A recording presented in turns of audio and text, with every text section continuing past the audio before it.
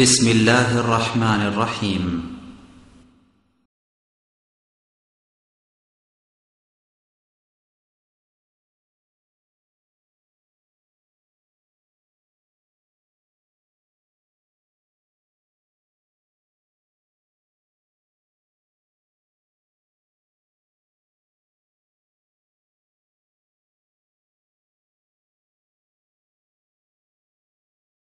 ونؤمن به ونتوكل عليه ونعوذ بالله من شرور أنفسنا ومن سيئات أعمالنا من يهده الله فلا مضل له ومن يضلل فلا هادي له وأشهد أن لا إله إلا الله وحده لا شريك له وأشهد أن محمدا عبده ورسوله أما بعد فإن خير الحديث كتاب الله وخير الهدي هدي محمد صلى الله عليه وسلم وشر الأمور محدثاتها وكل محدثة بدعة وكل بدعة ضلالة وكل ضلالة في النار.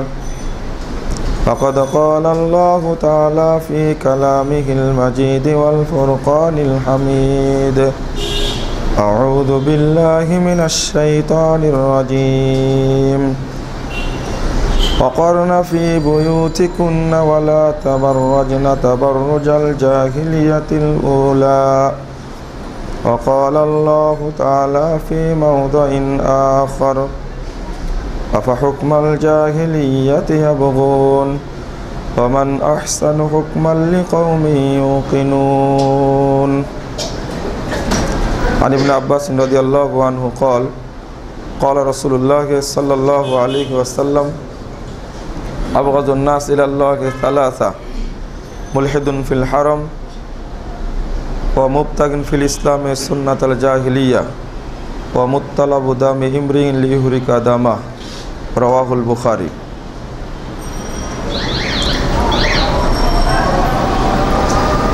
যাবতীয় হামদ সানা মহান রব্বুল আলামিনের জন্য এবং যাবতীয় দরুদ ও তাসলিম বর্ষিত হোক শেষ নবী আহমদে মুস্তফা মুহাম্মদে মুস্তফা সাল্লাল্লাহু আলাইহি ওয়াসাল্লামের প্রতি। সম্মানিত মুসল্লিবৃন্দ, জাহেলি সভ্যতার মুখে নারী সমাজ এই শিরোনামে আপনাদের সামনে সংক্ষিপ্ত খুতবা পেশ করব ইনশাআল্লাহ। ওমা তাওফীকি ইল্লা বিল্লাহ আলাইহি তাওয়াক্কালতু ওয়া ইলাইহি উনীব। নারী সমাজ ধ্বংসের মুখে পতিত হলে পুরো সমাজ, পরিবার, জাতি, দেশ ধ্বংস হতে বাধ্য। সাউন্ডটা মনে সমস্যা।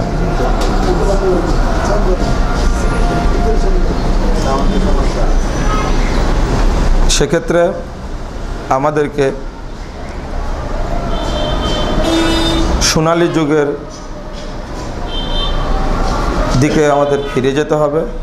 সোনালী যুগের যে আদর্শ, সে আদর্শ আমাদেরকে ধারণ করতে হবে। অন্যথা এই জাতির বিপর্যয়কে ঠেকানো মুশকিল রয়েছে।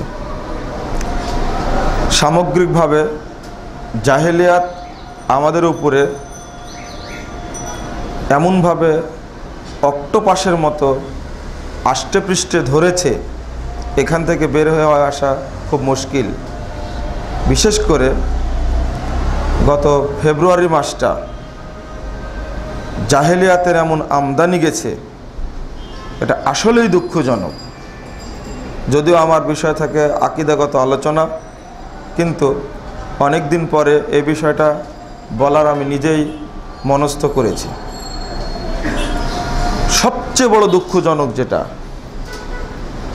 আমরা যারা মুসল্লি, আমরা যারা দিনদারির ভাব দেখাই, তারা মসজিদে দিনদারির ভাব দেখায়, কিন্তু ব্যক্তি জীবনে, পারিবারিক জীবনে, সামাজিক জীবনে, বৈষয়িক জীবনে দিনের গোষ্ঠী আমাদের মধ্যে নেই।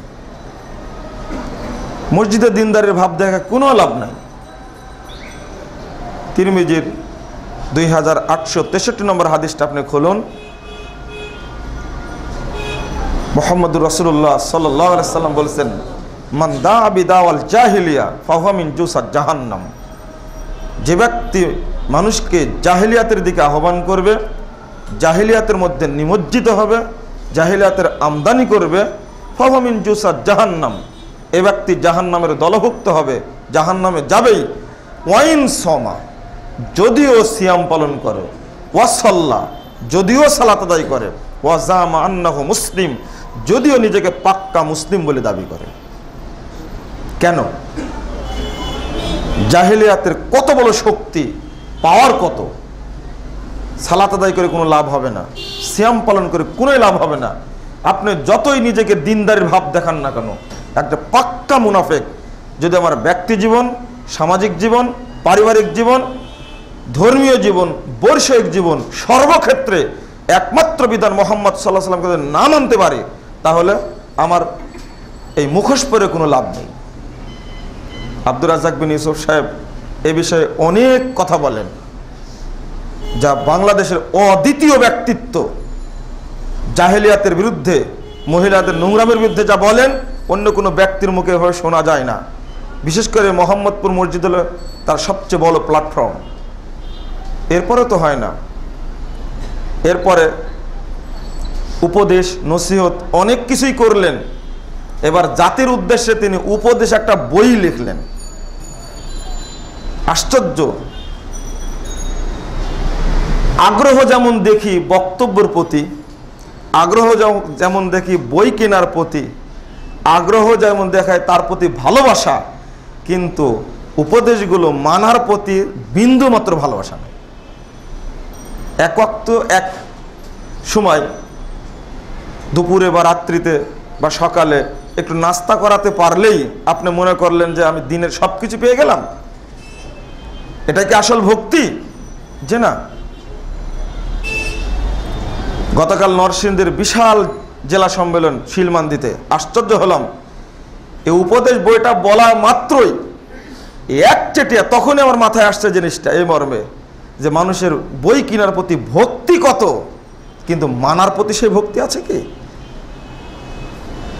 উপদেশ আমরা দিচ্ছি, আমরা আপনারা আল্লাহর কাছে প্রার্থনা করি, সাহায্য চাই, আল্লাহ তুমি আমাদেরকে সর্বক্ষেত্রে দিন মানার তৌফিক দান করো। আল্লাহ বলছেন, আফা হুকমাল জাহিলিয়াতি ইয়াবগুন, এই লোকগুলো কি আবার জাহিলিয়াতের দিকে ফিরে যেতে চাচ্ছে? আমান আহসানু হুকমান লিকওমিন ইউকিনুন, যে ব্যক্তি ঈমান এনেছে, আল্লাহকে বিশ্বাস করেছে, যার মধ্যে ইয়াকিন রয়েছে, তার জন্য আল্লাহর বিধানের চেয়ে উত্তম বিধান আর কি হতে পারে? সূরা মায়েদা 50 নম্বর আয়াত। আফা হুকমাল জাহিলিয়াতি ইয়াবগুন, তারা কি জাহিলিয়াতের দিকে ফিরে যেতে চাচ্ছে? জাহিলিয়াতের সাথে জড়িত থাকলে 3 ধরনের ফজিলত আপনার আমার জন্য রয়েছে। নাম্বার 1, সহিহ বুখারীর হাদিস 1016 পৃষ্ঠা, মূল বুখারী, মুহাম্মদ সাল্লাল্লাহু আলাইহি সাল্লাম বলেছেন, আবগাযুন নাস ইলাল্লাহি সালাসা, 3 শ্রেণীর মানুষের উপরে আল্লাহ সর্বদা গজব বর্ষণ করেন। এই 3 শ্রেণীর মানুষ কখনো সফল হতে পারবে না। তার মধ্যে এক শ্রেণী হলো মুবতাগিন ফিল ইসলামি সুন্নাতাল জাহেলিয়া, জাহেলি সভ্যতা। যে ব্যক্তি জাহেলি সভ্যতাকে মুসলিম সমাজে চালু করে, এই ব্যক্তির উপরে 24 ঘন্টা আল্লাহর পক্ষ থেকে গজব বর্ষণ হয়। 1 নম্বর। 2 নম্বর, জাহেলিয়াত আলাদা বিধান, আলাদা সভ্যতা, আলাদা ধর্ম, ইসলাম আলাদা। মুহাম্মদ সাল্লাল্লাহু আলাইহি সাল্লাম বলেছেন, এটাও সহিহ বুখারীর হাদিস, প্রথম খণ্ডের 172 পৃষ্ঠা খুলুন, কিতাবুল জানায়েজের মধ্যে আল্লাহ নবী বলছেন, মান দাআ বিদাওয়াল জাহেলিয়া, যে ব্যক্তি জাহেলিয়াতের আমদানি করবে, ফালাইসা মিন্না, এই ব্যক্তি আমার উম্মতের অন্তর্ভুক্ত নয়। এত কড়া কথা কেন? কঠিন কথা কেন? 3, যেটা আগেই বললাম, রাসূলুল্লাহ সাল্লাল্লাহু আলাইহি সাল্লাম বলেছেন, যে ব্যক্তি মানুষকে জাহেলিয়াতের দিকে আহ্বান করে, আশ্চর্য হব, এই যে মসজিদ থেকে বেরিয়ে গতদিনে খুতবাই ছিল, 14ই ফেব্রুয়ারি, এটা ছিল বাংলাদেশের একটা ন্যাক্কারজনক দিবস, যাকে 14 ফেব্রুয়ারি বলে আপনারা ঘোষণা করেন। আমরা কখনো সেটাকে ভালোবাসা দিবস বলতে পারি না। এটা হলো সবচেয়ে বাংলাদেশের ইতিহাসে সবচেয়ে নষ্ট দিবস। এটা বেরিয়ে যে চিত্র দেখেছি, এই মেয়েগুলো কার, কোথায় জন্ম নিয়েছে? নিঃসন্দেহে তথাকথিত সভ্য পরিবারের এদের জন্ম। তাদের বাপ আছে, ভাই আছে, অভিভাবক আছে, স্বামী আছে, কিন্তু কোনো ভ্রুক্ষেপ নেই, লক্ষ্য নেই। এই জাহিলিয়াতের আমদানি কে করলো? এক শ্রেণীর তথাকথিত বুদ্ধিজীবী এইগুলোর আমদানি করে পেপার পত্রিকায়, টেলিভিশনে, চ্যানেলগুলোতে প্রচার করে একটা গর্বের সঙ্গে আমরা বলি দ্বিতীয় বৃহত্তম মুসলিম রাষ্ট্র, এই রাষ্ট্রের মধ্যে এই নোংরা দিবস কিভাবে পালিত হয়। ওই বুদ্ধিজীবীদের মাথা নষ্ট হয়েছে। আপনি একজন মুসল্লি, সর্বোপরি আপনি একজন মুসলমানের বাচ্চা, আপনার মাথায় কিভাবে ঢুকলো এটা জাহেলি দিবস আমদানি করতে হবে? পহেলা ফাল্গুন বরণ করার এই জাহিলিয়াতকে কে আমদানি করলো? পহেলা বৈশাখ আমদানি করা এই জাহিলিয়াতকে কে আমদানি করলো? যে দেশের বিশ্ববিদ্যালয়ের সিনিয়র প্রফেসর রাজপথে বানরের মুখোশ পরে ঘুরে, কুকুরের মুখোশ পরে ঘুরে, সাপের মুখোশ পরে ঘুরে, ব্যাঙের মুখোশ পরে ঘুরে, ওই দেশে কোনো শিক্ষা ব্যবস্থা চলে কোনো বিশ্বাস করা যায় না। এটা কিভাবে ধরে এই সভ্যতা কোথায় থেকে আসলো? আর আমাদের তরুণদেরকে শিক্ষা দেওয়া হচ্ছে এটা নাকি বাঙালি সংস্কৃতি। তোমার বাপ এই সংস্কৃতি কোন চোখে দেখেছে? তোমার দাদা কখনো এই সংস্কৃতি দেখেছে? আমেরিকা, ব্রিটেন, ইন্ডিয়ার ছেলেরা শিক্ষা অর্জন করে বড় বড় বিজ্ঞানী হবে, বড় বড় পণ্ডিত হবে, বড় বড় বিষয় আবিষ্কার করে গোটা বিশ্বের উপরে ছড়িয়ে ঘোরাবে। আর দ্বিতীয় বৃহত্তম মুসলিম রাষ্ট্র বাংলাদেশের সন্তানরা, যেখানে আল্লাহ প্রদত্ত জ্ঞানে তারা বিশেষিত, সেই জ্ঞানকে তোয়াক্কা না করে এইদেরকে মূর্খ বানানোর জন্য, আমেরিকা, ব্রিটেন, ভারতের তাবেদার বানানোর জন্য এক শ্রেণীর বুদ্ধিজীবী যাদের মাথাকে বিকৃত করে দিয়ে আজকে আমাদের তরুণ সমাজকে নষ্ট করা হচ্ছে। সবগুলো হলো জাহেলিয়াতের পদ্ধতি। আপনি জাহেলিয়াত শিক্ষা দিতে চান? আমরা লর্ড ম্যাকলের সেই ইতিহাস জানি। 190 বছর রাজত্ব করার পরে ইংরেজ বেনিয়া গোষ্ঠী উপমহাদেশে টিকতে পারেনি। লর্ড ম্যাকলে ব্রিটেন থেকে লিখিত পাঠিয়েছিল 1936 সালে এই মর্মে, we must at present do our best to form a class who may be interpreters between, তিনি বলছেন, a class of persons Indian in blood and color but English in taste, in opinion, in moral, in intellect। এই বক্তব্য আমাদের মনে নেই। যখন বুঝতে পারলো উপমহাদেশে আর টিকতে পারবো না, লর্ড ম্যাকলে 1936 সালে লিখিত পাঠিয়ে দিল উপমহাদেশের উদ্দেশ্যে, এখন সবচেয়ে বড় প্রয়োজন লক্ষ জনতার মাঝে কাজ করবে একটা গ্রুপ, সেই গ্রুপটা রক্ত এবং বর্ণে হবে ভারতীয়, কিন্তু চিন্তা চেতনায় বুদ্ধিমত্তায় হবে ইংরেজ। ওই যে গ্রুপ তৈরি করে গেছে, ইংরেজরা পালিয়ে বিদায় নিয়েছে, কিন্তু ওই দালাল গোষ্ঠী থাকার কারণে, তাদের ব্রেন বুদ্ধি থাকার কারণে আজকে 16 কোটি মানুষের একটা মুসলিম দেশকে তারা চুষে চুষে খাচ্ছে, রক্ত চুষে খাচ্ছে, অর্থের মাধ্যমে, সংস্কৃতির মাধ্যমে, দিনের মাধ্যমে সর্বত্র তারা জাহিলিয়াত চালু করে মুসলিম চেতনাকে একবারে হত্যা করে শেষ করে ফেলে দিয়েছে। আর আমরা বসে বসে চুপটি করে আনন্দ নিজে নিজে হুক্কা খাওয়ার মতো গাঁজা খেয়ে বসে থাকছি। অসম্ভব, এটা হতে পারে না। একটি কথা চূড়ান্তভাবে বিশ্বাস করতে হবে, কতদিনে বলেছি, এপার বাংলা ওপার বাংলার চেতনা কখনো এক নয়। ইন্ডিয়ার 16 কোটি মানুষ, 18 কোটি মানুষ বাঙালি। কেন? আসামের পুরো প্রদেশটা বাঙালি, কলকাতার পুরো প্রদেশটা বাঙালি, তারা বাংলা ভাষায় কথা বলে, তাদের সাথে আমাদের মিল হয়নি কেন? যদি বাংলা ভাষায় যদি পার্থক্যের মূল কারণ হয়, তাহলে আসামও পেয়ে যেতাম, কলকাতাও পেয়ে যেতাম।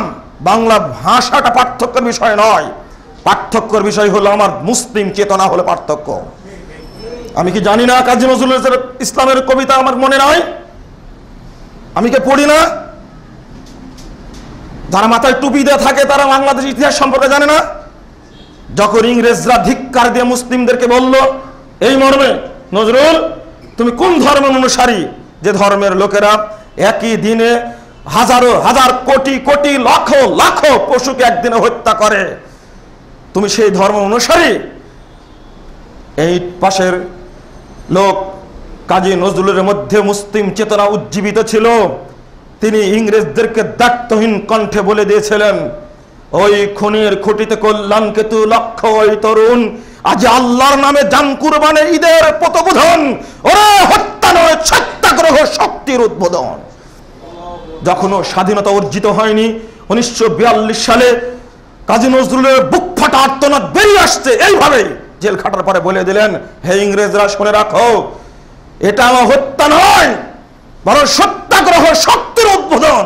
আমাদের উদ্দেশ্য 190 বছর যাবৎ তোমরা এই দেশের নারীর ইজ্জত লুণ্ঠন করছো, সম্পদ লুণ্ঠন করছো, দেশকে একেবারে অগ্নি গর্ভ পরিণত করেছো। এই হত্যার মাধ্যমে আল্লাহর ওয়াস্তে ওই বিজয়ের তরুণ যেটা গেট, যেটা দরজা, সেটা ভেঙ্গে আমরা স্বাধীনতা আবার অর্জন করতে চাচ্ছি। কেন বলেছিলেন? কাজী নজরুলের বুক ফাটা আর্তনাদ কেন এসেছিল? দুঃখে বুকটা ফেটে যায়। আজকে যে সংস্কৃতির তাবেদার আমরা, এই সংস্কৃতি কোথায় পেয়েছি? আমি আজকে তরুণ সমাজকে দুইটি কথা বলে এগিয়ে যাব। বন্ধুরা আমার, যখন এই পর্যায়ে চলে আসলাম সংস্কৃতির কথা বলতে গিয়ে, ডক্টর ইকবাল যে পন্থী হন না কেন তরুণদের জাগিয়েছিলেন স্বাধীনতা ইতিহাসের জন্য। তিনি লাহোর কলেজের সামনে দাঁড়িয়ে বলছেন, শুনে রাখো হে তরুণ ভাইয়েরা, যতদিন পর্যন্ত তোমাদের ভিতরে মুসলিম চেতনার জাগরণ না হবে, তোমাদের ভিতরে জাগরণ সৃষ্টি যতদিন না হবে, ততদিন ইংরেজ বেনিয়াদেরকে দেশ থেকে তাড়ানো যাবে না। তিনি বললেন, বাতানে শুআব কাবাইল কে তুড়ো, রুসুমে খুন কে সালাসিল কে তুড়ো, এহি দ্বীন মুহকাম, এহি ফাতহবাদ কে দুনিয়া মে তাওহীদ হবে হিজাব। তিনি লাহোর কলেজের সামনে দাঁড়িয়ে ছাত্রদের উদ্দেশ্যে বলছেন, শুনে রাখো ছাত্ররা, আগার পায়দা হো ফির হাম ইব্রাহিম কা ইমা পায়দা, আক্কার শক্তি হয় ফির আন্দাজ গুলিস্তা পায়দা। তোমাদের মধ্যে যখন ইব্রাহিম ইসমাইলের চেতনা তৈরি হবে, ইব্রাহিমকে আগুন জ্বালিয়ে পুড়াতে পারেনি। আজকে ইংরেজরা গোটা দেশটাকে, গোটা উপমহাদেশটাকে অগ্নিগর্ভ তৈরি করেছে। তোমাদের মধ্যে যখন আবার ইব্রাহিমের চেতনা তৈরি হবে, ইসমাইলের চেতনা যখন তৈরি হবে, দেখবে পুরো উপমহাদেশের আগুন নিভে গিয়ে পুরো উপমহাদেশটা ফুলের বাগানে পরিণত হবে। তিনি বলছেন, বাতানে শুআব কাবাইল কে তুড়ো, যত রকমের দলীয় বিভক্তি রয়েছে সবগুলো ভেঙ্গে চুরমার করে দাও। ও সালাসিল কে তুড়ো, যত রকমের রসম রেওয়াজ নিয়ে তোমাদের বিভক্তি রয়েছে। বাংলাদেশের আলেম ওলামা পীরের ভক্তি নেওয়ার জন্য, মিলাদ কিয়ামের জন্য বিভক্তিতে শেষ। কে হানাফি, কে শাফি, কে মালিকি, কে কিস্তিয়া, কে মুজাদ্দিদিয়া, কে নকশবন্দিয়া। কাজী ডক্টর ইকবালের মাথায় এটা ঢুকলো কি করে? তিনি বলছেন, বাতানে শুআব কাবাইল কে তুড়ো, রুসুমে খুন কে সালাসিল কে তুড়ো, যত রকমের রসম রেওয়াজ রয়েছে, দলীয় ফেরকা তন্ত্র রয়েছে, সবগুলো ভেঙ্গে চুরমার করে দাও। এহি দ্বীন মুহকাম, এহি ফাতহবাদ। মনে রেখো, এটাই হলো দ্বীনের নির্দেশ, এখানে রয়েছে বিজয়ের দরজা, কে দুনিয়া মে তাওহীদ হবে হিজাব। তখনই দেখবে এগুলো ভেঙ্গে চুরমার করে দাও, আসমানের নিচে জমিনের উপরে তাওহীদের পতাকা পতপত করে উঠতে থাকবে। কেন বলেছিলেন এটা? এইদিকে বিদ্রোহী কবি, বাংলাদেশের স্বাধীনতার কবি, মুসলিম চেতনার কবি কাজী নজরুল বলে দিলেন, দুর্গমগিরি কান্তার মরু দস্তুর পরপার, লঙ্ঘিত হবে রাত্রির সে যাত্রের হুঁশিয়ার, দুলিতেছে তলি, ফুলিতেছে জল, ভুলিতেছে মাঝি পথ, কে আছো জওয়ান হও অজ্ঞান, হাকিসা ভবিষ্যৎ, এ তুফান ভারী, দিতে হবে পারি, নিতে হবে তরি পার। ওই বুড়াদেরকে ডাকেননি, ডাকছিলেন কাদেরকে? তরুণদেরকে, নবীনদেরকে ডাকছিলেন। গতদিনে বলেছি না, তরুণ সমাজ যদি ওই তথাকথিত শিরকি অনুষ্ঠান বর্জন করে, কোন নেতার সাহস নেই এক পায়ে মঞ্চে যায়। বিশ্ববিদ্যালয়ের ছাত্র ভাইয়েরা যে যেখানে বিশ্ববিদ্যালয়ে পড়াশোনা করুক না কেন, ঢাকা হোক, রাজশাহী হোক, চিটাগং, খুলনা হোক, যেখানে যে ভাই ছাত্ররা পড়ে, আমার দায়িত্বহীন আহ্বান তাদের প্রতি আমি আহ্বান জানাচ্ছি, আল্লাহর পক্ষ থেকে নাজিল হওয়া মুহাম্মদ প্রদর্শিত অভ্রান্ত বিধান পবিত্র করেন এবং সহিহ হাদিস, মুহাম্মাদের আদর্শ হলো পৃথিবীর ইতিহাসের সর্বশ্রেষ্ঠ আদর্শ। সেই আদর্শের দিকে আহ্বান জানিয়ে বলতে চাই, সমস্ত আদর্শকে ছুঁড়ে ফেলো, মুহাম্মাদের আদর্শ তুমি উজ্জীবিত হও, হয়ে সমস্ত শিরিক বেদাতের অনুষ্ঠান বর্জন করো, বাংলাদেশকে শিরিক বেদাত মুক্ত করার চেষ্টা করো। আল্লাহ তোমাদের তৌফিক দান করো, আল্লাহুম্মা আমিন। এছাড়া দোয়া করা কিছু নেই। কেন হবে না বাংলার সমাজ? চেঞ্জ হবে না মানে অবশ্যই চেঞ্জ হবে, ইনশাল্লাহ চেঞ্জ হবে। তোমরা শুধু একটু এই সংস্কৃতি ঝেড়ে ফেলে দাও। বন্ধুরা আমার, বলছিলাম আজকের যে প্রেক্ষাপট তৈরি হয়েছে, আজকের যে অবস্থান তৈরি হয়েছে, এই কথাগুলো এমনি বেরিয়ে আসে। আমি আমার বোনকে কিভাবে 31st নাইটের জন্য ছেড়ে দিলাম, আমি আমার বোনকে কিভাবে পয়লা বৈশাখের জন্য ছেড়ে দিলাম। কেন? ইসলামে কি নারীর কোনো বিধান নেই? তারা কিভাবে চলবে তার কোনো বিধান নেই? আমি জানলাম না কেন? আল্লাহ বলছেন তারা কি জাহেলিয়াতের দিকে আবার ফেরত যেতে চাচ্ছে? যারা ঈমান এনেছে, যাদের মধ্যে আল্লাহর বিশ্বাস রয়েছে, তাদের জন্য আল্লাহর বিধান ছাড়া উত্তম বিধান আর কি হতে পারে? আল্লাহ নিজেই বলছেন। জাহেলিয়াতের ফজিলত বললাম, জাহেলিয়াতকে আল্লাহর নবী কত নোংরা মনে করতেন। তিনি বলছেন আলা কুল্লু শাইইন মিন আমরিল জাহেলিয়া তাহতা কদম মাউদু। সহিহ মুসলিম প্রথম খণ্ডের 397 পৃষ্ঠা খুলুন, কিতাবুল হজ্জের মধ্যে বিদায় হজ্জের ভাষণে তিনি বলছেন আলা কুল্লু শাইইন মিন আমরিল জাহেলিয়া তাহতা কদম মাউদু। জাহেলিয়াতের যত নিষিদ্ধ কর্ম রয়েছে আমি সবগুলোকে আজকে 2 পায়ের নিচে কবর দিয়ে গেলাম। ওয়া আউয়াল মাদু রিবানা রিবা আব্বাস ইবনে আব্দুল মুত্তালিব, সর্বপ্রথম কবর দিলাম আব্দুল মুত্তালিব সুদকে। তারপরে বলছেন ফাত্তাকুন নিসা ওয়াত্তাকুদ দুনিয়া, মহিলাদের থেকে সাবধান থেকে। মুহাম্মদ সাল্লাল্লাহু আলাইহি সাল্লাম বলছেন মা তারাকতু বাদি ফিতনাতার আজার আলার রিজালি মিনান নিসা, পুরুষদের জন্য সবচেয়ে বড় ফিতনা আমি ছেড়ে গেলাম, সেটা হলো মহিলারা। পুরুষদেরকে যত কিছু বিভ্রান্ত করবে তার মধ্যে সবচেয়ে বিভ্রান্ত করবে মহিলারা। এরা মুহাম্মদ সাল্লাল্লাহু আলাইহি সাল্লাম বলে গেলেন। অতএব এটাই চূড়ান্ত কথা, নারী নির্যাতন বন্ধ করো, সব জায়গায় প্রচারিত হয়। পুরুষ নির্যাতন বন্ধ করো, এটা তো লেখা হয় না। এক আইনজীবীকে ধন্যবাদ জানাতে হয়, তিনি হাইকোর্টে এই বিগত 2 বছর আগে আবেদন করেছেন এই মর্মে পুরুষ নির্যাতন বন্ধ করা হোক, এটার একটা আইন করা হোক। করেছিলেন কেন? আল্লাহর নবী মুহাম্মদ সাল্লাল্লাহু আলাইহি সাল্লাম যেহেতু বলেছেন পুরুষদেরকে সবচেয়ে বেশি বিপদে ফেলে মহিলারা, সুতরাং এটাই চূড়ান্ত। আপনি সব জায়গাতেই প্রমাণিত হবে। সমাজে 2 ধরনের মহিলা আছে, একটা হলো জান্নাতমুখী মহিলা আর একটা হলো জাহান্নামমুখী মহিলা। একটা জান্নাতমুখী আর একটা জাহান্নামমুখী। আমাকে চিন্তা করতে হবে, চেষ্টা করতে হবে আমার পরিবারের মেয়েরা যেন জান্নাতমুখী হয়। রাসূলুল্লাহ সাল্লাল্লাহু আলাইহি সাল্লাম বলছেন, সহিহ মুসলিম প্রথম খণ্ডের 205 পৃষ্ঠা একটা হাদিস বর্ণিত হয়েছে, সিনফান মিন আহলিন নার, 2 শ্রেণীর মানুষ জাহান্নামে যাবে, লাম আরাহুমা, আমি এই 2 শ্রেণীর মানুষকে দেখিনি। এক শ্রেণীর মানুষ কওমুম মাহুম সিয়াতুন কাযনিমিল বাকার ইয়াজরিবুনা বিহান নাস, এক শ্রেণীর মানুষের হাতে শটকা লাঠি থাকবে গরুর লেজের মতন, ইয়াজরিবুনা বিহান নাস, এই লাঠি দ্বারা মানুষকে অযথা পিটাবে। এরা জান্নাতে যাবে না, এরা জাহান্নামে। লাম আরাহুমা যেহেতু বলেছেন, নবী মুহাম্মদ সাল্লাল্লাহু আলাইহি সাল্লাম বলেছেন এই 2 শ্রেণীর মানুষকে আমি দেখিনি, আমার যুগে ছিল না। ওই যুগ ছিল কি স্বর্ণযুগ, এই বেহায়া লোকজন ওই যুগে থাকবে। আল্লাহ নবী বলছেন লাম আরাহুমা, আমি এই 2 শ্রেণীর মানুষকে দেখি না, তবে আসবে, তোমরা সাবধান থেকো। এরা কারা? র্যাব, পুলিশ, বিজিবি, সেনাবাহিনীর সদস্যবৃন্দ, গোয়েন্দারা, নেতা, চেয়ারম্যান, মেম্বার একজন মানুষকে অযথা ধরে নিয়ে বেদম পিটাচ্ছে। একজন মানুষ জেল খাটছে 22 বছর যাবত, 36 বছর যাবত, ও জানেই না কোন অপরাধ জেল খাটছে, রিমান্ডে নিয়ে অযথা পিটাচ্ছে। দেখছেন মুহাম্মদুর রাসূলুল্লাহ সাল্লাল্লাহু আলাইহি ওয়াসাল্লাম পক্ষ থেকে কি বিধান এসেছে, তার যুগে ছিল না, ভবিষ্যতের জন্য বলে গেলেন 1500 বছর আগের কথা যেন তিনি এখন বলছেন। তিনি কি জানতেন একজন নেতাকে কোনো অপরাধ নেই ধরে নিয়ে গিয়ে রিমান্ডে নিয়ে পিটাবে? বহু নেতাকে পিটানো হয়েছে, আমরা অবস্থাটা দেখেছি, আজকেও পিটানো হচ্ছে। আল্লাহ নবী নিষেধ করে গেছেন, যদি পুলিশ সাহেব আপনার বাড়িতে যদি একজন নিরপরাধ ব্যক্তি আহত হয়, আপনার সালাত কোনো কাজে লাগবে না, আপনার জন্য জাহান্নাম খোলা রয়েছে। মুহাম্মদ সাল্লাল্লাহু আলাইহি ওয়াসাল্লাম ভবিষ্যৎবাণী করে গেছেন। 2 ও নিসাউন কাসিয়াতুন আরিয়াতুন মুমিলাতুন মাইলাতুন কাসনাম রুউসুহুন্না কাসনামাতিল বুখতিল মাইলা, ওই মহিলারা যারা পোশাক পরে থাকে কিন্তু উলঙ্গ, নগ্ন, আরিয়া। পোশাক পরে থাকলে অনগ্ন হয় কি করে? হয় আপনি আপনার বাড়িতে গিয়ে দেখবেন আপনার স্ত্রীর জন্য যে শাড়িটা কিনেছেন দাম তো 40,000 টাকা, ওই শাড়ি যেভাবে পরুক না কেন উন্মুক্ত সবই দেখা যায়। এটা অতি বাস্তবতা। এখন যে পোশাকগুলো পরা হচ্ছে মহিলাদেরকে নগ্নই মনে হয় দেখতে, বিশেষ করে এই সময়টাতে কয়েকটা জিনিস বেড়েছে। এই ফেব্রুয়ারি তার আগ থেকে শুরু হয়েছে, একটা দিবস পালন তো আছে, আর একটা শুরু হয়েছে তথাকথিত শিক্ষা সফর এবং বনভোজন।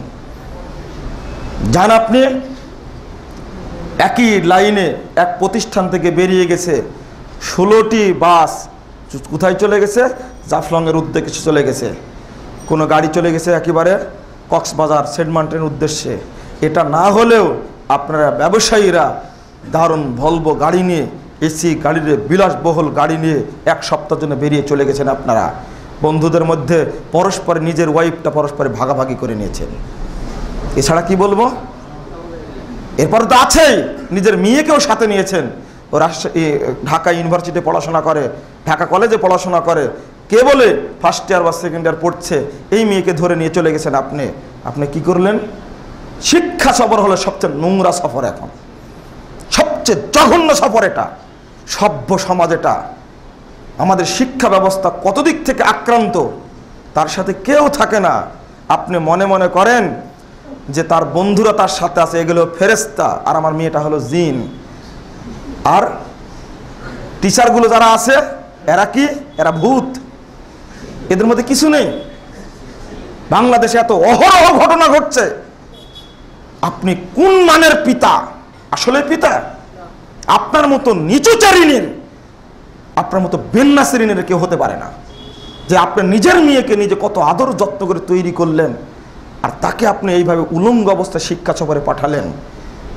আবার আপনি যখন হাদিসের অনুবাদ করা হয় তখন মনে করেন যে দায়ুস খোঁজার জন্য আপনি ইন্ডিয়ায় যান, দায়ুস খোঁজার জন্য আপনি আমেরিকায় যান। ব্রিটেনে দেখেন দায়ুস কারা। দায়ুসকে আপনি জানেন না?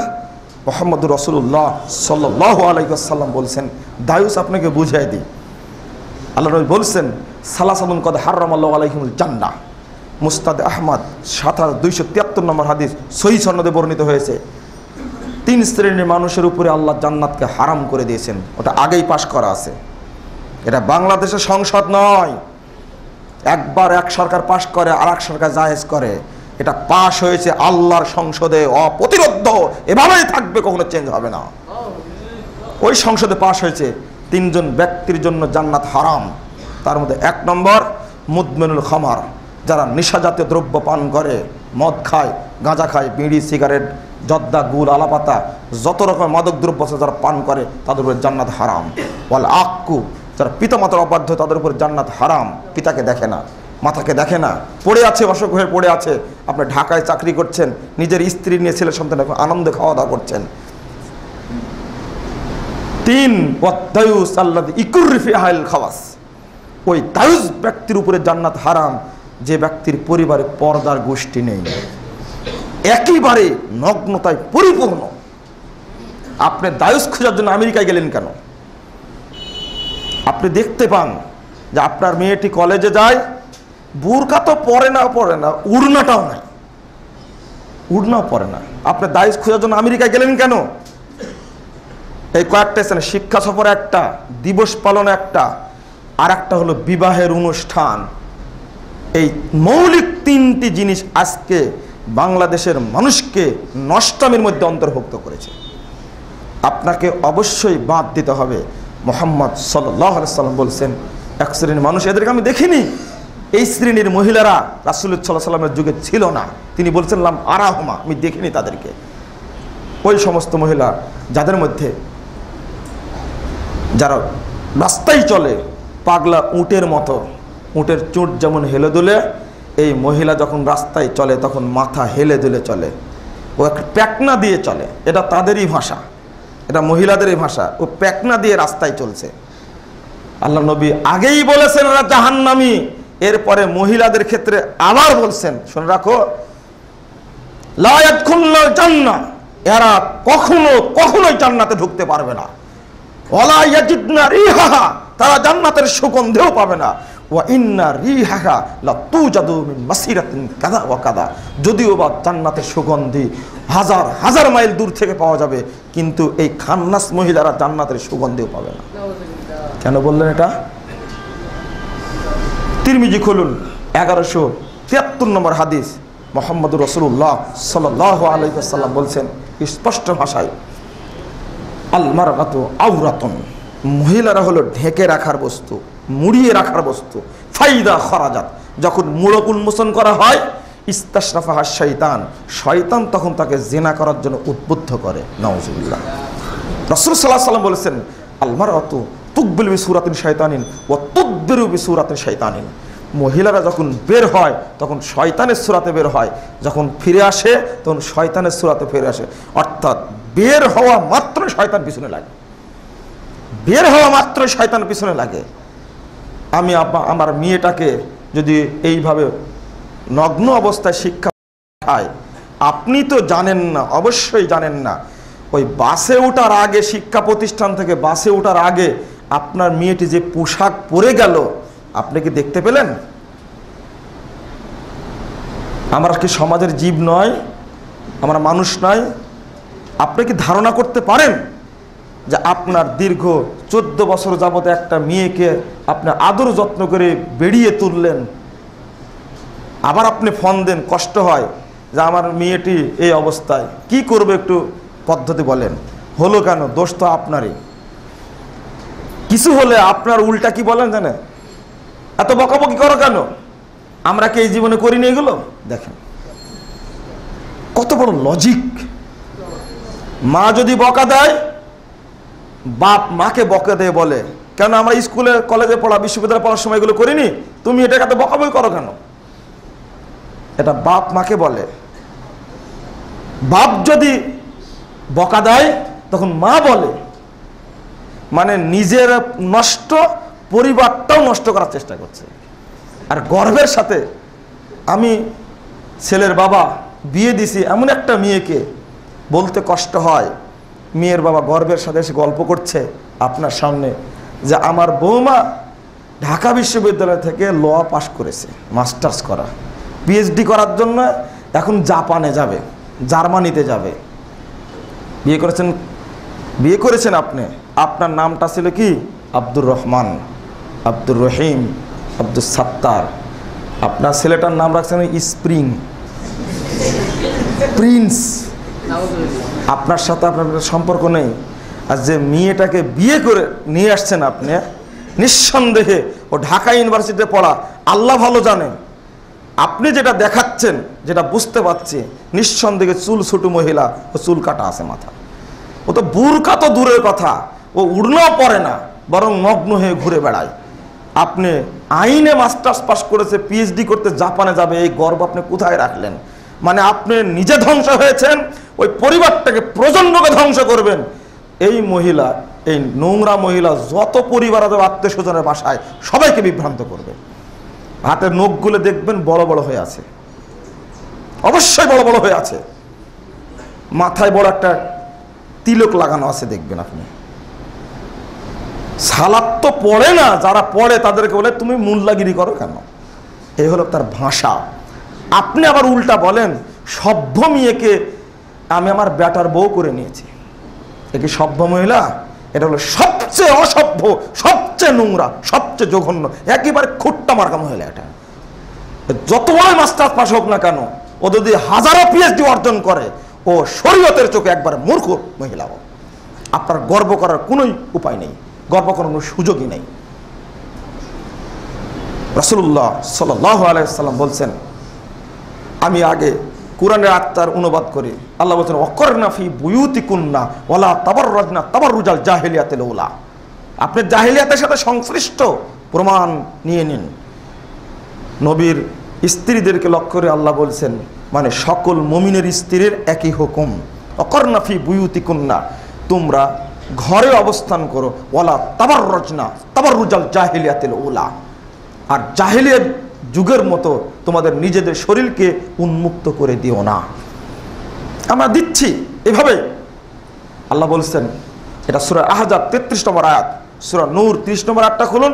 আগে পুরুষদেরকে বলছেন, কুল্লিল মুমিনিনা ইয়াগুজ্জু মিন আবসারিহিম ওয়া ইয়াহফাজু ফুরুজাহুম যালিকা আসকা লাহুম। মুমিনদেরকে আপনি বলুন তারা যেন তাদের লজ্জাস্থানকে হেফাজত করে, তারা যেন তাদের চোখকে অবদমিত রাখে, নিচু রাখে। ওয়াকুল্লিল মুমিনাতি ইয়াগুজনা বিআবসারিহিন্না ওয়া ইয়াহফাজনা ফুরুজাহুন্না ওয়া ইয়াবলা ইয়াবদিনা যিনাতাহুন্না। আল্লাহ বলছেন মুমিন নারীদেরকেও বলুন তারা যেন তাদের চক্ষু অবদমিত রাখে, নিচু রাখে এবং তার লজ্জাস্থানকে যেন হেফাজত করে, তারা যেন নিজেদের শরীরকে মানুষের সামনে প্রকাশ না করে। ইল্লা মা যাহারা মিনহা, হাত এবং পায়ের কথা আসছে, মুখ বের করার কথা যেটা আসছে, যে ব্যাখ্যা দিয়েছেন ইবনু আব্বাস রাদিয়াল্লাহু আনহু। তবে হাদিস দ্বারা প্রমাণিত হয় যে মুখও ঢেকে রাখতে হবে, বহু হাদিস দ্বারা প্রমাণিত হয়।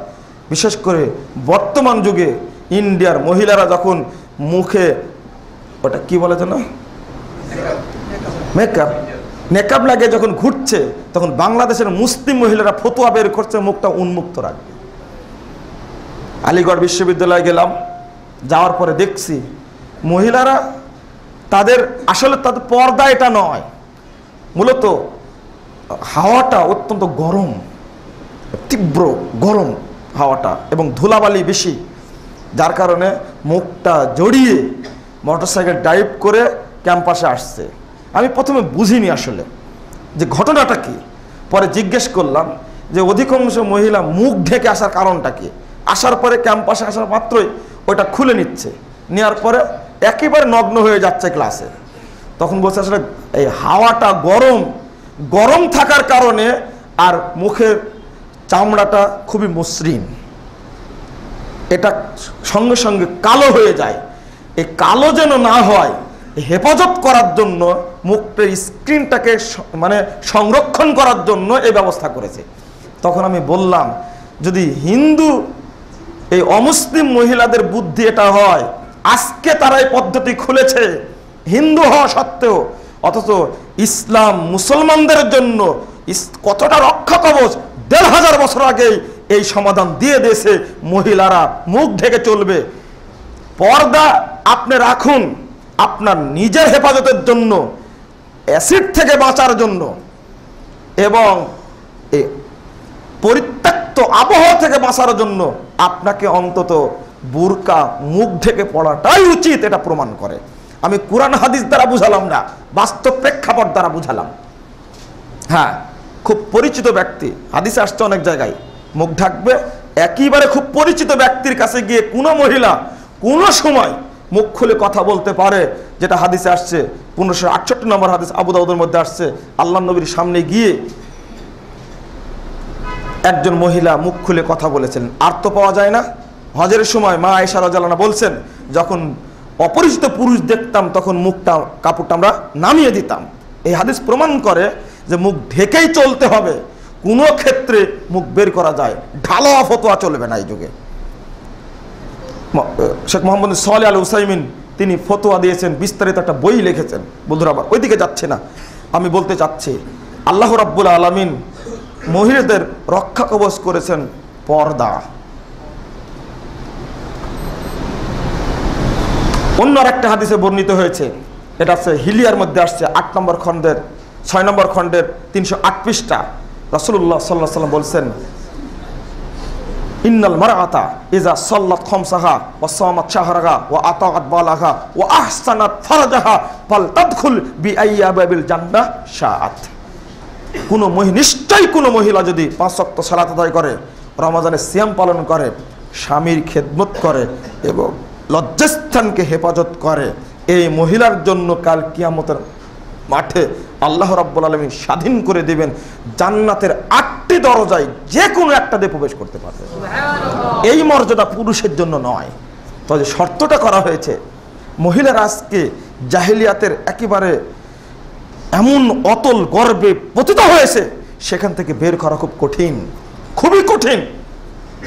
রাসূলুল্লাহ সাল্লাল্লাহু আলাইহি সাল্লাম 5117 নম্বর হাদিসে সহিহ বুখারীর মধ্যে হাদিসটা আসছে, এই হাদিসটাতে বলছেন, হঠাৎ বাস্তব একটা প্রেক্ষাপট তুলে ধরছেন। তিনি একদিন সূর্যগ্রহণের সালাত আদায় করছেন, করার পরে সালাতের মধ্যে হঠাৎ করে তিনি দ্রুত এগিয়ে গেলেন, সুম্মা তাকাকা, অথবা তিনি দ্রুত পিছনে হটলেন, তাকাকা। বুঝলেন না সাহাবায়ে কেরাম, বলছেন লিমাযা ইয়া রাসূলুল্লাহ, এটা করলেন কেন? তখন বলছে তানাওয়ালতু উনকুদা রাআইতুল জান্নাতা, আমি জান্নাতকে সামনে দেখতে পেয়েছিলাম, আমি সালাতের মধ্যে দেখছি আমার সামনে জান্নাতকে তুলে ধরা হয়েছে। ফাতানাওয়ালতু উনকো দাম, আমি জান্নাত থেকে এক থোকা আঙ্গুর নিয়ে আসার জন্য দৌড়িয়ে গেছিলাম। আমি সাহাবীরা লাউ আখাস্তু মিনহু, যদি এক থোকা আঙ্গুর নিয়ে আসতে পারতাম, লা আকালতুম মা বাকিয়াতেদ দুনিয়া, এই এক থোকা আঙ্গুর কিয়ামত পর্যন্ত খেয়ে ফুরাতে পারতে না। এক থোকা আঙ্গুর কিয়ামত পর্যন্ত খেয়ে ফুরাতে পারত না। কত কোটি মানুষ পৃথিবীতে আছে, আমি নিয়ে আসতে গেলাম, খালি নিয়ে আসার জন্য দৌড়ে গেছিলাম। যখনই গেছি অতঃপর রাইতুন নারা লাম আরা মনজুরান কাত্তান, হঠাৎ করে আমার সামনে জাহান্নামকে তুলে ধরা হয়েছে। লাম আরা মনজুরান কাত্তুন, জাহান্নাম এত ভয়ঙ্কর, এত ভয়াবহ, এক আগুন আর এক আগুনকে ধরে চাপটে ধরে খাচ্ছে, আমি দেখতে পাচ্ছি। এত ভয়ঙ্কর জাহান্নাম আমি কখনো দেখিনি। সুম্মা তাকাকাতু, অতঃপর দ্রুত আমি পিছনে হটে আসছি। এরপরে রাসূলুল্লাহ সাল্লাল্লাহু আলাইহি ওয়াসাল্লাম বলেছেন, ফারাইতু আকতারা আহলিহা নিসা, এই প্রজ্বলিত হুঙ্কারপূর্ণ জাহান্নামের মধ্যে দেখলাম অধিকাংশই মহিলা জাহান্নামে পড়ছে। ক্বালু লিমাযা ইয়া রাসূলুল্লাহ, সাহাবায়েরা প্রশ্ন করেন, মহিলারাই জাহান্নামে কেন? মহিলারা জাহান্নামে কেন? রাসূল সাল্লাল্লাহু আলাইহি ওয়াসাল্লাম বলছেন, বিকুফরিহিন্না, এরা কুফরি করে তাই। সাহাবীরা বললেন, আয়াকফুরনা বিল্লাহ, তারা কি আল্লাহর সঙ্গে কুফরি করে? লা ইয়াকফুরনা বিল আশীর। এখানে একটা হাদিসের একটা নুকতা বলার জন্য এসেছি, একটা পয়েন্ট। তারা স্বামীর বিরুদ্ধে কুফরি করে, অকৃতজ্ঞ। এখানে কুফর অর্থ অকৃতজ্ঞ। কেন? তিনি বলেছেন যে তুমি যদি তোমার স্ত্রীটাকে যুগের পর যুগ দেখো, লাউ রাওয়াত মিনকা শাইআন, যুগের পর যুগ দেখে আসছো, এক যুগ পার হয়ে গেছে, তো তোমার পক্ষ থেকে একটি যদি কথা, একটি আচরণ যদি দেখায়, তখন সে বলবে মা রায়তু মিনকা খায়রান কত, তখন বলবে তোমার কাছ থেকে জীবনেও কোনো কল্যাণ আমি পেলাম না। আমি এখানে একটা কথা বলার জন্য আসলাম, সেটা হলো স্বামী এবং স্ত্রী সবচেয়ে নিকটের মানুষ, বছরের পর বছর সংসার করছে, এমনটি কথা কি স্ত্রীর মুখ থেকে বের হতে পারে না? বের হওয়াই স্বাভাবিক। আপনাকে ধমক দিলেন, তখন চট করে এটা বলতেই পারে। আমি বুঝাতে চাচ্ছি, বলাটাই স্বাভাবিক। তুমি আমার সাথে এমন আচরণ করো যা তোমার কাছ থেকে কোনো ভালো বলে কিছু পেলাম না। স্বামী স্ত্রী ঘনিষ্ঠ সম্পর্ক থাকলে কথাও বের হয় ওই রকম, এ কথা বলতেই পারে। আমি বলতে চাচ্ছি এতটুকু, যে কথাটা বলাটা খুব স্বাভাবিক। স্বামী স্ত্রীকে বলতে পারবে, স্ত্রী স্বামীকে বলতে পারে। ওই হাদিস যখন অনুবাদ করি, এই হাদিসটা অনুবাদ করা যায়, ও আতাআত বালাহা, স্বামীর আনুগত্য করে, এই ব্যাখ্যাটা আপনাকে এই হাদিস থেকে নিতে হবে। রাসূলুল্লাহ সাল্লাল্লাহু আলাইহি ওয়াসাল্লাম বুঝাতে চাচ্ছেন, ছোট্ট একটা কথা বলাটাই স্বাভাবিক, বলতেই পারে। মনে হয় সকল স্ত্রী তার স্বামীকে কথা বলে। এরপরও এই ছোট্ট একটা কারণের জন্য মহিলারা, অধিকাংশ মহিলা জাহান্নামে আছে, তাহলে বাকি আচরণগুলো মহিলারা স্বামীর সাথে কি করে এবার হিসাব করুন। ছোট্ট একটা কারণ, জাহান্নামে কেন তারা? কারণ বর্ণনা করলেন শুধু এতটুকু, বাকিগুলো কি? স্বামী চাকরি করে, স্ত্রীটা কোথায় গেছে খোঁজ রাখে না, আবার বলে তুমি কোথায় গেছিলে আমাকে বলে যাওনি কেন? সাবধানে কথা বলো। অফিসে চাকরি করো, ওটা আমার বাপের টাকা দিয়ে চাকরি নেওয়া, 6 লাখ টাকা লেগেছে, আমি দিয়েছি। যে খাটে তুমি ঘুমাও, এই খাটটাও আমার বাপের টাকার। যে গাড়িতে করে তুমি অফিসে যাও, ওই গাড়িটাও আমার বাপের টাকার। যে টিভি দেখো 32 ইঞ্চি, এই টিভিটাও তো আমার, ওই ফ্রিজটাও তো আমার বাপের টাকার। তুমি ধমক দাও মানে? সাবধানে ধমক দেওয়া। এতে যৌতুক নিয়ে বিয়ে করার এটা বড় একটা ফসল। আপনার পরিবার থেকে কি ইসমাইলের মতো সন্তান হবে? আপনি ভাবলেন কি করে? একেতে যৌতুক আপনাকে বুঝাতে হবে, কিয়ামতের মাঠে অবশ্যই বুঝাতে হবে, কিন্তু পরিবারটা তো নষ্ট করলেন। এই মহিলা কোনোদিন আপনার কথা শুনবে না, আপনি যত বড় মাতবর হন না কেন। আমি তো শেষ করেছি ওই জায়গায়। বন্ধুরা আমার, যদি আমি আমার স্ত্রীদেরকে, আমি তো ফেল পেলে দেখি, অফিসে আপনি একা একা কাজ করছেন, আর একটা মেয়েও আছে, প্রত্যেক অফিসে এখন মেয়ে আছে, আর 30% আমার মহিলা শিক্ষা প্রতিষ্ঠানে লাগবে। কত যে অঘটন ঘটছে বাংলাদেশে, ওইদিকে কোনো তোয়াক্কা নাই। আর 40টি নারীবাদী সংগঠন এখন ওয়াজ করছে রাস্তায় রাস্তায়, নারীর ক্ষমতা না চাই, তাই না? 40টি নারীবাদী সংগঠন আছে, এর আসলে কি চায়? মহিলাদের কথা বললে আপনি বলেন মুজাফফর সবই বলে দেয় খুতবায়। আমি আপনাদের সচেতনতা বৃদ্ধির জন্য বলি, ওই যারা রাস্তায় মিছিল করে মহিলারা কারা? ওই ইবলিস চত্বরে কিছুদিন এক শ্রেণীর লোক থাকলো, এই ইবলিস চত্বরে মহিলারা কারা ছিল? ইবলিস মঞ্চ, এই মঞ্চে কারা ছিল? এদেশের মুসলমানের মহিলা নয়, এখনো অব্যাহত আছে। এটা সমান চোখে দেখার চেষ্টা করুন। এখানে যে এক মহিলা লেখিকা, কেন প্রথম আলো বের হয়নি, পত্রিকায় বের হয়নি? এখানে কত রকমের নষ্টামি হয় আমাদের বাংলাদেশে, তথাকথিত সাংবাদিকদের চোখে পড়েনি, কিন্তু বহির্বিশ্বের সাংবাদিকদের চোখে ঠিকই পড়েছে। ওই ইবলিস মঞ্চতে কত জঘন্য রকমের কর্ম ঘটেছে, কে না জানে? এটা দুঃখ পেয়ে এই জন্য বাংলাদেশ স্বাধীনতা আসেনি, কখনোই না। বন্ধুরা আমার, আশ্চর্য যে সংস্কৃতি চালু হয়েছে, যে সাহিত্য চালু হচ্ছে, নোংরা সাহিত্য, নোংরা সংস্কৃতি, আর আজকে তাদেরই দখলে এই বাংলাদেশ। নৈতিকতা বলতে কিছুই নেই। সর্বত্র যেটা হচ্ছে কার মহিলা? আমি বলছি এই সবগুলো হলো জাহান্নামমুখী মহিলা। আপনার পরিবারকে আপনি কন্ট্রোল করার চেষ্টা করুন, নইলে আপনি দায়ুস। আপনি দেখুন তো আপনার পরিবারে এই মহিলা আছে কিনা। আমি তো পাশাপাশি দেখছি, অফিসে যাচ্ছে, একসঙ্গে ঘোরাফেরা করছে। শুধু একটি হাদিস শুনে নিন, এই হাদিসটা 5770 নম্বর হাদিস সহিহ মুসলিমে। মুহাম্মদ সাল্লাল্লাহু আলাইহি সাল্লাম কি হুঙ্কার দিচ্ছেন। সাআলতু রাসূলুল্লাহ সাল্লাল্লাহু আলাইহি ফুজা, আল্লাহর নবীকে, জাবের বলছেন, আমি আল্লাহর নবীকে জিজ্ঞেস করলাম, হঠাৎ যদি কোনো মহিলার উপরে চোখ পড়ে যায় তখন কি করব? তখন তিনি বলছেন, জাবের ফামারানি আন আসরি বাসারি, তিনি বলছেন এই ফাটা আসে হঠাৎের জন্য। এই বাক্যটার পরে এটা আরবি একটা বালাগাতগত অলংকার সাহিত্য একটা কথা, ব্যাকরণগত একটা কথা। এই ফাটা কখন আসেন? আমি জিজ্ঞেস করতে না করতে আল্লাহ নবী বলতেন ফামারানি, সঙ্গে সঙ্গে আমাকে বললেন আন আসরি বাসারি, আমি যেন আমার চোখটা সঙ্গে সঙ্গে ঘুরিয়ে নিই। অফিসে বসে দুইজন পাশাপাশি আপনি চাকরি করছেন, আপনি কখন চোখ ফিরে নিলেন? 24 ঘন্টায় তো দেখছেন মহিলাটাকে। আপনি এই হাদিসটা কোথায় মানবেন, কোন জায়গায় মানবেন? একে তো মহিলা যেভাবে সেজে আসছে তাতেও তার প্রশংসা করে শেষ করা যাবে না। এক, দ্বিতীয়ত আপনি একজন দিনদার ব্যক্তি, অফিসে আছেন, পাশের টেবিলে আছে অথবা সামনে টেবিলে আছে, আর বাংলাদেশের বর্তমানে অধিকাংশ অফিসেই মুখে বলা হচ্ছে 30%, আমার তো মনে হয় 70% হয়ে গেছে এখন, মহিলাই বেশি। মেম্বার চেয়ারম্যানের দিক থেকে তো আছেই, কয়টা মেম্বারের ক্ষমতা দেখেন বাংলাদেশে, আর একটা অর্থাৎ একটা কমিশনারের ক্ষমতা দেখেন, আর একটা মহিলা কমিশনারের ক্ষমতা দেখেন। 3 জন মিলে একটা চালায়, আর ওই জায়গাতে একটা মহিলা একজন কমিশনার, দাপট তোর বেশি, ও বেশি ভোট পেয়ে নির্বাচিত হয়েছে। ওই 3 জন কমিশনার ওটা কিছু মনেই করে না, তুড়ি মেরে উড়ে দেয় যে তোমরা ভোট পেয়েছো কয়টা, এক একটা ওয়ার্ডের, আর আমি 4-5টা ওয়ার্ড মিলে মহিলা কমিশন নির্বাচিত হয়েছি, তোমার দাম আছে আমার কাছে? আপনি কি বলবেন এটাকে? অথচ হাদিসে কি আসছে? আশ্চর্য। রাসূলুল্লাহ সাল্লাল্লাহু আলাইহি ওয়াসাল্লাম, সময় পেরিয়ে গেছে, একটা হাদিস অনুবাদ করতেই হয়।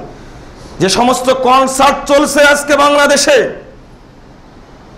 ক্রিকেট খেলার কথা বললে আপনারা নারাজ হবেন, তাই না? এই জাহেলিয়াত যেটা চলছে, আপনি টিভির সামনে বসে দেখছেন আর ব্যায়াম করছেন। ওরা তো ঠ্যাং নিয়ে ঘুরছে, ওদের তো একটা শরীরের ব্যায়াম হচ্ছে। আপনাদের টিভির সামনে বসে আপনার কিসের ব্যায়াম হয়? এটা শরীর দিয়ে জাহেজ করার চেষ্টা করছেন, এটা জুয়া। এক, এই যে সমস্ত কনসার্ট চলছে, যাত্রা, গান বাজনা চলছে বিভিন্ন দিবসে, রাসূলুল্লাহ সাল্লাল্লাহু আলাইহি সাল্লাম বলছেন, দেখুন অন্যান্য জায়গা ভূমিধস হয়ে একেবারে তুরস্ক একটা দিক শেষ হয়ে গেছে, বিভিন্ন দেশের ইতিহাস আছে। কখন যে বাংলাদেশে প্রেক্ষাপট তৈরি হবে আল্লাহ পাক ভালো জানে। ইসলাম আছে বলেই রহমত আছে। এক শ্রেণীর মানুষ কোরআন এবং সহিহ হাদিসে আমল করে বলে আল্লাহ রাব্বুল আলামিন তাদের সম্মানে কোনো গজব নাজিল করেন না। কারণ আল্লাহর কাছে একজন তাওহীদপন্থী মানুষের এতই দাম। একজন ব্যক্তি যদি তাওহীদপন্থী থাকে, গোটা পৃথিবীতে আল্লাহ কিয়ামত সৃষ্টি করবেন, আল্লাহর ওয়াদা। একজন লোক, এই বাংলাদেশে কিছু লোক আছে বলে কিছু হচ্ছে না। মুহাম্মদ সাল্লাল্লাহু আলাইহি ওয়াসাল্লাম বলছেন ইয়াতে আকওয়ামুন, বিভিন্ন দল আসবে, ইস্তাগিলুল খামার ওয়াল হির ওয়াল হারির, তারা রেশমকে হালাল করবে, জেনাকে হালাল করবে, মদকে হালাল করবে। এক শ্রেণীর আসবে। তারপরে বলছেন কি ওয়ায়ুজাফাল আরুজ ফিল মাজিবুল মুগান্নিয়াত, আর ওই দেশের নেতৃবৃন্দকে সম্মান দান করা হবে বাদ্যযন্ত্র আর নর্তকী দ্বারা। আজকে মিলিয়ে দেখুন আপনি ওই অনুষ্ঠানে কেন? এটা তো নির্ভেজাল তাওহীদের খুতবা আপনি শুনছেন, আবার আগামীকালকে বিভিন্ন দিবসে দেখা যাবে আপনি ওই দিবসের অনুষ্ঠানে অংশগ্রহণ করেছেন। এটা হলো তাওহীদের অনুষ্ঠান, ওটা হলো জাহেলিয়াতের অনুষ্ঠান। আপনি ওখানে গেলেন কেন? নেতাকে ডেকে যখন নিয়ে আসলাম, বিশাল মঞ্চ করা হলো, এক শ্রেণীর ব্যক্তিরা তালে তালে বাজনা বাজাচ্ছে, বাদ্যযন্ত্র নিয়ে উপস্থিত, আর একদিক থেকে নগ্ন মহিলারা এসে নৃত্য করছে। ওই মহিলারা আপনারই মহিলা। গোটা দেশে বিভিন্ন স্থান নেতৃবৃন্দ যায়, মঞ্চে মহিলাদেরকে নগ্ন করে ওঠে নাচানো হয়, গান গাওয়া হয়। এটা তো আছেই। অমুক দিনে অমুক অজুহাতে কনসার্ট করা হচ্ছে বিভিন্ন অনুষ্ঠানে, বিভিন্ন দিবসে। আপনারা সেখানে অংশগ্রহণ করেন কেন? যদি একটা টাকা দিয়ে থাকেন জাহিলিয়াতের উদ্দেশ্যে, আপনার 80 বছরের যত আমল আছে সব নষ্ট হয়ে যাবে। আপনি ওই কনসার্টে অংশগ্রহণ করলেন কেন? ওখানে টাকা দিলেন কেন? খসফুন মাসখুন, মুহাম্মদ সাল্লাল্লাহু আলাইহি সাল্লাম বলছেন 3টি কাজ করলে ভূমিকম্প হবে খুব তাড়াতাড়ি, 3টি কাজ করলে ভূমিধস হবে। আল্লাহ রাসূল বলছেন ওয়াজআলু লাহুম ওয়াইমাকসু আলাইহিমুল আরযু, তারপরে বলছেন ওয়াজআলু মিনহুমুল কারাদিতা ওয়াল খানাজির। মুহাম্মদ সাল্লাল্লাহু আলাইহি সাল্লাম বলছেন, ইবনে মাজাহ খুলুন 2780 নম্বর হাদিস, 4070 নম্বর হাদিস। মুহাম্মদ সাল্লাল্লাহু আলাইহি সাল্লাম বলছেন, কয়েকটা হাদিস খুলুন, তিনি বলছেন যে ভূমিকম্প হবে, আল্লাহর পক্ষ থেকে গজব বর্ষণ হবে, এবং মানুষের আকৃতি পরিবর্তন হয়ে বানর এবং কুকুরে পরিণত হবে, শুকুরে পরিণত হবে। কেন?